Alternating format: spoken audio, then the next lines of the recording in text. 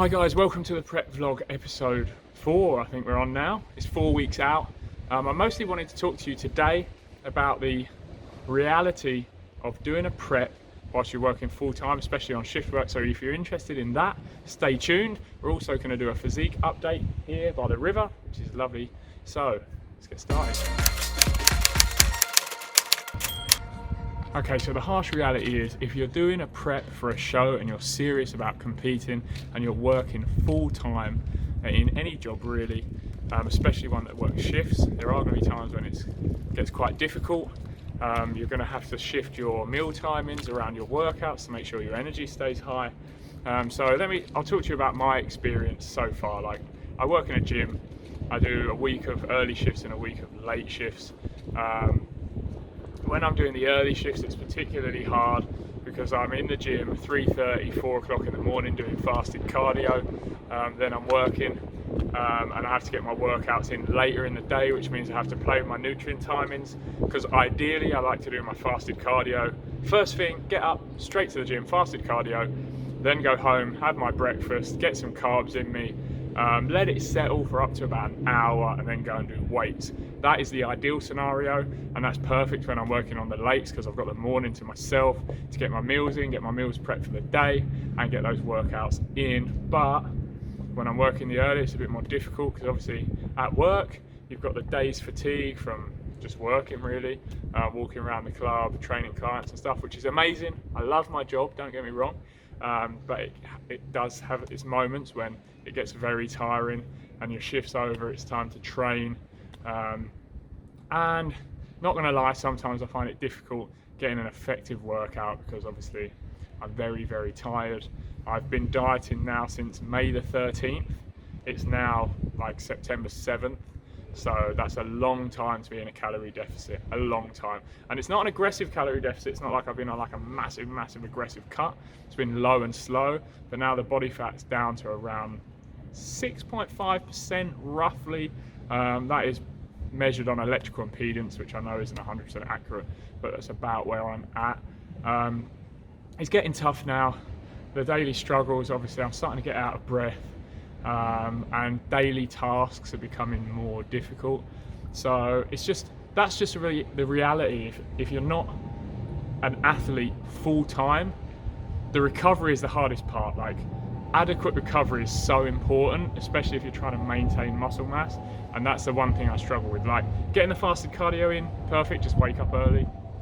Getting the training in, okay, I have to play with my timings and change my meals around to get my carbs in around training time.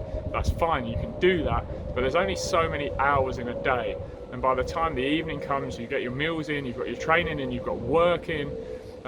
For me as well, trying to build an online business, creating videos, like doing these videos for you, and also doing online coaching for clients.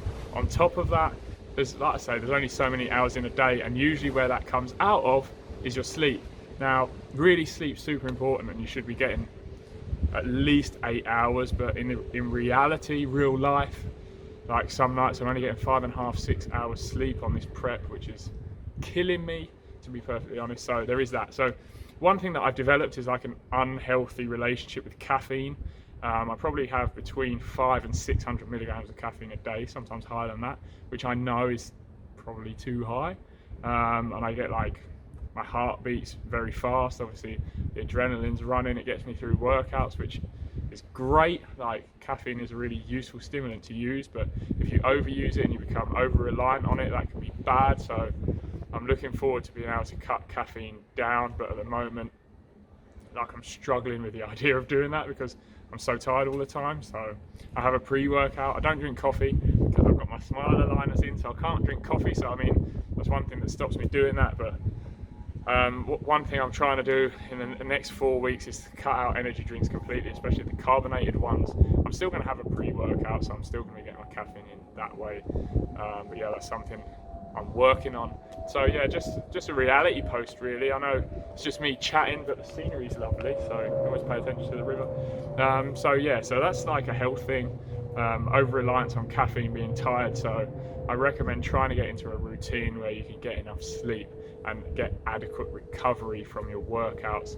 So, and you need to take a rest day. Like tomorrow, I'm so excited because rest day has come, and I'm just gonna sleep. It's gonna be so good. Yeah, I just don't fall over. Like, so it literally got to the point where, like even now, like talking to you, I'm talking really fast, but I'm actually getting out of breath. Like, that's how bad it is. So be ready for that. So the difference between you, if you've got a full-time job, and a professional athlete, is that a professional athlete can give themselves time to recover. So with that out of the way, I guess it's time that we do a physique check. So let's have a look. Oh. So this is where we're at. It's now, like I say, almost exactly 4 weeks out. I'm feeling good about how lean I am. It's just the fatigue that's killing me. So let's have a look. Go to the rear, to the back.